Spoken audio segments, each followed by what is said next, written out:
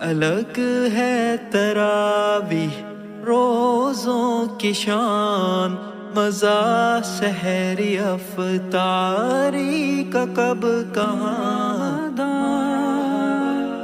رمضان۔ بسم اللہ الرحمن الرحیم نحمدہ ونصلی علی رسولہ الکریم اما بعد۔ الرحمن اکیڈمی کی رمضان ٹرانسمیشن میں خوش آمدید۔ اللہ کے فضل و کرم سے رمضان المبارک کا مہینہ چل رہا ہے اور اللہ تعالیٰ نے ہمیں رمضان المبارک کی یہ قیمتی ساعات عطا فرمائی ہیں۔ رمضان المبارک وہ مقدس اور بابرکت مہینہ ہے جس میں جہاں اور بہت سے دین اسلام کے عظیم واقعات رونما ہوئے، وہیں پر ایک عظیم واقعہ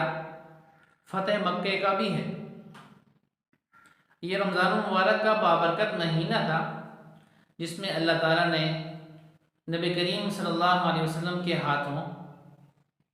مکہ مکرمہ کو فتح فرمایا۔ واقعہ کچھ یوں ہے کہ سن 6 ہجری میں جب مسلمانوں اور کفار مکہ کے درمیان حدیبیہ کے موقع پر ایک صلح نامہ تیار ہوا، جس کی شرائط میں یہ بھی چیزیں تھیں کہ مسلمانوں اور کافروں کے درمیان 10 سال تک جنگ نہیں ہوگی، کچھ قیدیوں کا تبادلے کا سلسلہ تھا۔ تو اس صلح نامے میں ایک شرط یہ بھی تھی کہ مکہ اور مدینہ کے بیچ میں دوسرے قبائل آباد ہیں، وہ جس طرف جانا چاہیں جا سکتے ہیں۔ اگر وہ اس صلح نامہ میں کفار مکہ کی طرف جانا چاہتے ہیں، ان کے حلیف بننا چاہتے ہیں تو ان کو اجازت ہے، اور اگر وہ مسلمانوں جو کہ مدینہ میں آباد ہیں ان کی طرف جانا چاہتے ہیں تو بھی ان کو اس کی اجازت ہے، ان کے حلیف بن سکتے ہیں۔ تو 2 قبیلے ایسے تھے، قبیلہ بنو بکر اور قبیلہ بنو خزاعہ، کہ ان دونوں قبیلوں کی آپس میں چپکلش چلتی رہتی تھی اور ان کی آپس میں لڑائی چلتی رہتی تھی۔ اب ان میں سے قبیلہ بنو بکر وہ کفار مکہ کا حلیف بن گیا اور قبیلہ بنو خزاعہ وہ مسلمانوں کے حلیف بن گئے۔ اب چونکہ معاہدہ تھا اور جنگ بندی کا معاہدہ تھا، اس وجہ سے دونوں قبیلے آرام سے اطمینان سے زندگی گزارنے لگے کہ لڑائی تو ہوگی۔ اسی اثنا میں قبیلہ بنو بکر جو کہ قریش کا حلیف تھا، اس نے موقع سے فائدہ اٹھایا اور منصوبہ بندی کر کے ایک دن قبیلہ بنو خزاعہ پہ حملہ کیا جو کہ مسلمانوں کا حلیف تھا، اور اس حملہ کرنے کے اندر کچھ قریش کے سردار بھی ملوث تھے اور انہوں نے ان کا ساتھ دیا۔ اب جب انہوں نے حملہ کیا قبیلہ بنو بکر نے قبیلہ بنو خزاعہ پہ، تو قبیلہ خزاعہ کے لوگ، اب ظاہر بات ہے وہ تو آرام کر رہے تھے، رات کا ٹائم تھا اور انہوں نے شب خون مارا ان پر، تو وہ پناہ کے لیے بھاگے حرم میں جا کے پناہ لینا چاہیے، لیکن اس کے پیچھے یہ پہنچ گئے قبیلہ بنو بکر والے اور وہاں بھی ان کو نہیں چھوڑا، پھر ایک مکان میں داخل ہو گئے، وہاں بھی ان کو نہیں چھوڑا۔ تو بارہ اس طرح کرتے کرتے انہوں نے کافی جو ہے نا وہ لوگوں کو، قبیلہ بنو بکر نے قبیلہ بنو خزاعہ کے کافی لوگوں کو قتل کر دیا، اور کفار مکہ نے اس سارے معاملے کے اندر نہ صرف یہ ان کا ساتھ دیا بلکہ قبیلہ بنو بکر کو اسلحہ بھی فراہم کیا۔ اب جب صبح ہوئی تو کفار کے جو لوگ تھے ان کو تشویش ہوئی کہ یار یہ ہم سے غلطی ہو گئی، اور یہاں ان کو تشویش ہوئی، وہاں قبیلہ خزاعہ کے لوگ نبی کریم صلی اللہ علیہ وسلم کی خدمت میں حاضر ہوئے اور اپنا واقعہ بیان کیا کہ اس طرح بنو بکر نے ہم پہ حملہ کیا اور ہمارے لوگوں کو قتل کیا۔ تو نبی کریم صلی اللہ علیہ وسلم نے اپنا قاصد روانہ فرمایا مکہ کی طرف، اور مکہ کے سامنے 3 شرطیں پیش کی، سامنے رکھی کہ 3 چیزوں میں سے ایک چیز کو اختیار کر لو، یا تو جتنے مقتولین ہیں قبیلہ بنو خزاعہ کے ان کا آپ جو ہے نا خون بہا ادا کرو، ان کی دیت ادا کرو۔ اگر یہ نہیں کر سکتے تو قریش کے لوگ، وہ قبیلہ بنو بکر کی جو حلیف ہیں اس سے دستبردار ہو جائے، اور اب کوئی امان ان لوگوں کو حاصل نہیں ہوگا کفار قریش کی طرف سے۔ اگر یہ دو شرطیں قبول نہیں ہیں تو پھر تیسری چیز یہ ہے کہ جو معاہدہ حدیبیہ کے موقع پہ ہوا تھا اس کو فسخ سمجھا جائے۔ جب یہ تین چیزیں ان کے سامنے رکھی گئی، یہ تین چیزوں میں سے ایک آپشن کو اختیار کر لیا جائے، تو قریش کے لوگوں نے گھمنڈ میں آ کر اس آخری والے کو اختیار کیا کہ ہم معاہدے کو ختم کرتے ہیں۔ اب جب قاصد واپس روانہ ہوا تو پھر بعد میں لوگوں کو تشویش ہوئی، اور انہوں نے ابو سفیان رضی اللہ تعالیٰ عنہ کو، جو کہ اس وقت تک مسلمان نہیں ہوئے تھے، مدینہ بھیجا نبی کریم صلی اللہ علیہ وسلم کے پاس کہ آپ مدینہ جائیں اور اس معاہدے کی تجدید کر دیں۔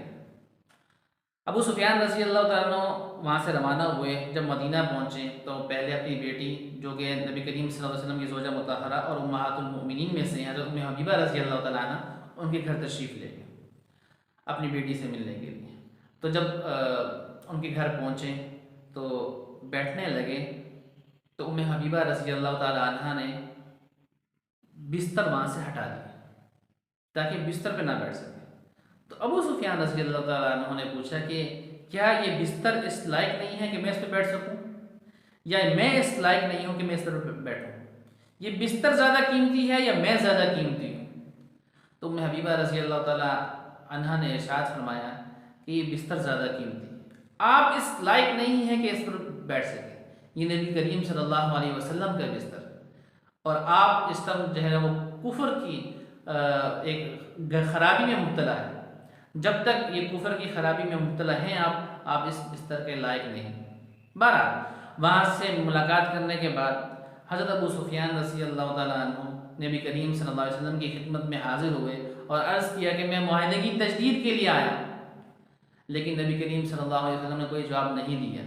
اور خاموش تھے۔ وہاں سے اٹھنے کے بعد پھر حضرت ابوبکر رضی اللہ تعالیٰ عنہ کے پاس آئے، وہاں سے حضرت عمر فاروق رضی اللہ تعالیٰ عنہ کے پاس آئے، اس کے بعد حضرت علی رضی اللہ تعالیٰ عنہ کے پاس چلے گئے کہ وہ ان سے جا کے سفارش کی کہ آپ لوگ میری سفارش کریں، نبی کریم صلی اللہ علیہ وسلم سے کہیں کہ معاہدے کی تجدید کر لیں اور معاہدے کی مدت کو بڑھا دیں۔ لیکن ان حضرات کی طرف سے جواب ملا کہ اگر نبی کریم صلی اللہ علیہ وسلم ایک فیصلہ کر چکے ہیں تو اب کچھ نہیں ہو سکتا۔ بہرحال ابو سفیان رضی اللہ تعالیٰ عنہ مدینہ سے مکہ واپس روانہ ہو گئے۔ جب یہ واپس مکہ پہنچے اور ان سے جا کے اپنے لوگوں سے جا کے عرض کیا کہ یہ معاملہ پیش آیا، تو وہاں کے بھی لوگوں نے بھی یہی کہا کہ اب جو ہے گویا کہ معاہدہ مزید آگے نہیں بڑھ سکتا۔ یہاں پر ابو سفیان رضی اللہ تعالیٰ عنہ کے مدینہ سے روانہ ہونے کے بعد نبی کریم صلی اللہ علیہ وسلم نے صحابہ کرام کو تیاری کا حکم دیا کہ جنگ کے لیے تیاری کریں، اب ہم مکہ کی طرف پیش قدمی کریں۔ چنانچہ نہ صرف یہ ہے کہ مدینہ کے اندر کے جو لوگ تھے بلکہ اسے ارد گرد کے جو قبائل تھے جو مسلمانوں کے حلیف تھے اور بہت سے مسلمان بھی تھے، ان کی طرف بھی پیغام پہنچا دیا کہ اب ہم فیصلہ کن ایک حملہ کریں گے، مکہ کی طرف پیش قدمی کریں گے، اس کے لیے تیاری کریں، اور ساتھ ساتھ حکم یہ دیا کہ پیش قدمی اور یہ تیاری ایسی خفیہ ہونی چاہیے کہ کسی کو اور خاص طور پر مکہ والوں کو اطلاع نہ ہو سکے، تاکہ ہم اچانک سے ان پہ جا کے حملہ آور ہو جائے۔ اسی طرح ایک اور قصہ پیش آیا۔ مدینہ کے اندر ایک صحابی تھے حضرت حاتب بن ابی بلتعہ رضی اللہ تعالیٰ عنہ، جو کہ بدری صحابہ ہیں، بدری صحابی۔ ان کے اہل و عیال مکہ میں تھے اور یہ خود مکہ کے رہائشی نہیں تھے، کہیں باہر سے یہاں آ کے آباد ہوئے تھے۔ اب جب باہر سے یہاں آ کے آباد ہوئے تو ظاہر بات ان کا خاندان بھی وہاں نہیں تھا، تو ان کو اس بات کا اندیشہ ہوا کہ دیکھیں اللہ کے نبی صلی اللہ علیہ وسلم نے ایک حکم دیا ہے، وہ تو ہو کے رہے گا، ٹھیک۔ باقی جو مدینہ کے اندر صحابہ، جو خاص طور پہ جو مہاجر صحابہ ہیں جو وہاں سے ہجرت کر کے آئے تھے، ان کے تو خاندان وہاں آباد ہیں، ان کے جو وہاں اہل و عیال ہیں ان کے لیے تو ان کے خاندان کے لوگ کافی ہوں گے، ان کی مدد کریں گے۔ لیکن میرے جو اہل و عیال ہیں مکہ مکرمہ میں، ان کا کوئی خیال رکھنے والا نہیں، تو اگر میں ان تیاریوں کی اطلاع مکہ والوں کو دے دوں تو ہو سکتا ہے اس احسان کے بدلے وہ میرے گھر والوں کے ساتھ حسن سلوک کریں اور ان کا خیال رکھیں۔ اور ذہن میں یہ بات تھی کہ چونکہ نبی کریم صلی اللہ علیہ وسلم نے پیش قدمی کرنے کہا ہے تو اللہ اور اس کے نبی نے اللہ نے ایک فیصلہ کر لیا، اس کے نبی نے ایک فیصلہ کر لیا تو وہ ہو کے رہے گا، فتح تو مسلمانوں کی ہے ہی ہے، لہٰذا میرے اس سے احسان سے یہ ہوگا کہ وہاں کے جو لوگ ہیں میرے اہل و عیال کا خیال رکھیں۔ یہاں انہوں نے اپنے ایک خاتون کو، باندی کو خط دے کر روانہ کیا، وہاں نبی کریم صلی اللہ علیہ وسلم پر وحی نازل ہوئی اور نبی کریم صلی اللہ علیہ وسلم کو اس خط کی اطلاع دے دی گئی۔ نبی کریم صلی اللہ علیہ وسلم نے حضرت علی رضی اللہ تعالیٰ عنہ کو 2 صحابہ کے ساتھ روانہ کیا کہ فلاں مقام پہ پہنچو، ایک عورت جا رہی ہوگی، اس کے پاس ایک خط ہوگا، وہ خط اس سے نکلوا کے واپس لے کے آؤ۔ چنانچہ یہ لوگ وہاں پہنچے اور واقعی وہاں ایک عورت جا رہی تھی، اس سے خط کا مطالبہ کیا، اس سے خط نکلوا کر یہ حضرت واپس نبی کریم صلی اللہ علیہ وسلم کی خدمت میں لے کے آئے۔ جب خط پہنچ گیا تو پھر نبی کریم صلی اللہ علیہ وسلم نے حضرت حاطب بن ابی بلتعہ رضی اللہ تعالیٰ عنہ کو بلایا اور پوچھا یہ کیا ماجرا ہے، تو انہوں نے وہ پھر اپنی صفائی میں وہ بات پیش کی، تو نبی کریم صلی اللہ علیہ وسلم نے اس کی توثیق فرمائی کہ حاطب نے سچ کہا اور حاطب نے اسی مقصد کے لیے خط روانہ کیا تھا، لیکن چونکہ یہ بدری صحابہ ہیں اور بدری صحابہ سے اللہ تعالیٰ راضی ہے، لہذا اللہ تعالیٰ ان کو معاف فرما دیں۔ اس کے بعد پھر نبی کریم صلی اللہ علیہ وسلم نے جنگ کی تیاریاں مکمل ہونے کے بعد مدینہ منورہ سے کوچ کیا۔ یہ جو مدینہ منورہ سے لشکر کے ساتھ 10,000 کے لشکر کے ساتھ نبی کریم صلی اللہ علیہ وسلم روانہ ہوئے، یہ رمضان المبارک کی 10 تاریخ تھی، 10واں روزہ تھا جب مسلمان یہاں سے روانہ ہوا۔ مکہ سے نکلے جب اور کچھ آگے جب ایک مقام پہ پہنچے تو وہاں حضرت عباس رضی اللہ تعالیٰ عنہ جو نبی کریم صلی اللہ علیہ وسلم کے چچا ہیں، ان سے ملاقات کی، وہ ماں اہل و عیال اور ساز و سامان کے وہ مدینہ کی طرف ہجرت کے لیے روانہ ہو چکے تھے۔ انہوں نے وہاں نبی کریم صلی اللہ علیہ وسلم سے ملاقات ہوئی، ملاقات کرنے کے بعد نبی کریم صلی اللہ علیہ وسلم نے ان کا سامان روانہ کر دیا اور وہاں کے جو صحابی تھے حضرت عباس رضی اللہ تعالیٰ عنہ اور ان کے ساتھی، ان کو اپنے ساتھ قافلے کے اندر شامل کر دیا۔ یہ وہ آخری ہجرت تھی حضرت عباس رضی اللہ تعالیٰ عنہ کی جو ہوئی، اور اس کے بعد چونکہ مکہ فتح ہو گیا اس وجہ سے ہجرت کا دروازہ بند ہو گیا۔ حضرت عباس رضی اللہ تعالیٰ عنہ بہت پہلے مسلمان ہو چکے تھے اور ہجرت کرنا چاہتے تھے، لیکن نبی کریم صلی اللہ علیہ وسلم نے ان کو روک دیا تھا کہ فی الحال آپ مکہ کے اندر رہیں اور وہاں کی جو خبریں ہیں، وہاں کی جو اطلاعات ہیں وہ مجھے پہنچاتے رہیں۔ اس مقصد کے لیے وہاں حضرت عباس رضی اللہ تعالیٰ عنہ وہیں مقیم رہے۔ بہرحال اس کے بعد جب بالکل مسلمان مدینہ کے قریب مکہ کے قریب پہنچ گئے تو وہاں پہنچ کے مسلمانوں نے رات کو پڑاؤ کیا، مکہ کے ارد گرد پھیلا کے اپنا پھیلاوا کر دیا، اور پھیلاؤ تاکہ پتہ چلے کہ اچھی خاصی جو ہے نا وہ لشکر کی تعداد ہے، اور ان سب کو آگ جلانے کے لیے کہا تاکہ آگ رات کو روشن کر دے۔ وہاں حضرت ابو سفیان رضی اللہ تعالیٰ عنہ اپنے ساتھیوں کے ساتھ نکلے باہر وزٹ کرنے کے لیے، بھائی دیکھیں جائزہ لیں کیا صورتحال، دیکھا اتنا بڑا لشکر اور انہوں نے مکہ کو گھیر رکھا ہے تو گھبرا گئے۔ نبی کریم صلی اللہ علیہ وسلم نے حفاظت پر کچھ لوگوں کو معمور کیا تھا جو گشت کر رہے تھے، ان گشت کرنے والوں نے حضرت ابو سفیان رضی اللہ تعالیٰ عنہ کو دیکھا تو ان کو پکڑ لی۔ اسی اسلام میں وہاں سے قریب سے حضرت عباس رضی اللہ تعالیٰ عنہ گزر رہے تھے تو انہوں نے ابو سفیان رضی اللہ عنہ کو لے کے نبی کریم صلی اللہ علیہ وسلم کی خدمت میں حاضر ہو گئے۔ اب جب نبی کریم صلی اللہ علیہ وسلم کی خدمت میں حاضر ہوئے تو پیچھے سے حضرت عمر رضی اللہ عنہ پہنچ گئے کہ یہ تو اسلام کے دشمن ہیں، آپ مجھے اجازت دیں میں ان کی گردن اڑا دوں، لیکن نبی کریم صلی اللہ علیہ وسلم نے ان کو روک دیا اور حضرت عباس رضی اللہ تعالیٰ عنہ نے حضرت ابو سفیان رضی اللہ تعالیٰ عنہ کو پناہ دی۔ نبی کریم صلی اللہ علیہ وسلم نے حضرت عباس رضی اللہ تعالیٰ عنہ سے ارشاد فرمایا کہ ان کو اپنے خیمے میں لے جاؤ، صبح ان کو میرے پاس لے کے آنا۔ پھر جب صبح ابو سفیان رضی اللہ تعالیٰ عنہ نبی کریم صلی اللہ علیہ وسلم کی خدمت میں حاضر ہوئے اور کچھ کلام ہوا، کچھ باتیں ہوئیں، کچھ حضرت عباس رضی اللہ تعالیٰ عنہ نے حضرت ابو سفیان رضی اللہ تعالیٰ عنہ کو چیزیں بتلائیں اور باتیں کی، تو اس موقع پہ حضرت ابو سفیان رضی اللہ تعالیٰ عنہ اسلام لے آئے اور مسلمان ہو گئے۔ اور ایسے موقع پہ پھر حضرت عباس رضی اللہ تعالیٰ عنہ نے نبی کریم صلی اللہ علیہ وسلم سے درخواست کی کہ یہ چونکہ ابو سفیان یہ بڑے ہیں، مکہ کے سردار ہیں، تو ان کو آپ یہ اعزاز بخشیں کہ آپ جب ابھی مکہ میں داخل ہوں گے تو لوگوں کو کے لیے اعلان کر دیں، کوئی ایسا اعلان کریں کہ جس سے ابو سفیان رضی اللہ تعالیٰ عنہ کو ایک کوئی شرف اور خاص مقام حاصل ہو جائے۔ تو نبی کریم صلی اللہ علیہ وسلم نے فرمایا کہ جو شخص ابو سفیان کے گھر میں داخل ہو جائے گا وہ مامون ہے، اس کو کچھ نہیں کہا جائے گا، اس کو امان حاصل۔ ابو سفیان رضی اللہ تعالیٰ عنہ نے کہا کہ میرا گھر تو بہت چھوٹا ہے، مکہ کے سارے لوگ اگر امان چاہیں گے اور آپ سے بچنا چاہیں گے تو وہ ہو نہیں پائے گا۔ تو پھر نبی کریم صلی اللہ علیہ وسلم نے ارشاد فرمایا کہ جاؤ مکہ میں اعلان کر دو کہ جو حرم کے اندر، مسجد حرام کے اندر داخل ہو جائے گا اس کو بھی امان ہے، اس کو بھی کچھ نہیں کہا جائے گا۔ پھر ابو سفیان رضی اللہ تعالیٰ عنہ نے فرمایا کہ مسجد حرام بھی ناکافی، تو نبی کریم صلی اللہ علیہ وسلم نے ارشاد فرمایا کہ ٹھیک ہے، لہذا اعلان کر دو کہ جو شخص ابو سفیان کے گھر میں داخل ہو جائے گا وہ بھی مامون ہے، اور جو مسجد حرام میں داخل ہو جائے گا وہ بھی امن میں ہے، اس کو بھی کچھ نہیں کہا جائے گا، اور جو اپنے اپنے گھروں کے اندر داخل ہو کے وہاں کے اپنے گھروں کے دروازے بند کر دے گا اس کو بھی کچھ نہیں کہا جائے گا۔ چنانچہ یہ اعلان ہوا، مکہ کے لوگوں کو جب اطلاع ملی کہ مسلمان اتنا بڑا لشکر لے کے آئے ہیں تو وہ سب جو ہے نا وہ ہمت ہار بیٹھے اور اپنے اپنے گھروں میں داخل ہو گئے، کوئی ابو سفیان رضی اللہ عنہ کے گھر میں چلے گئے، کوئی مسجد حرام میں چلے گئے۔ نبی کریم صلی اللہ علیہ وسلم مکہ میں داخل ہوئے ایک راستے سے، اور جب داخل ہوئے تو ان کا جو ہے نا وہ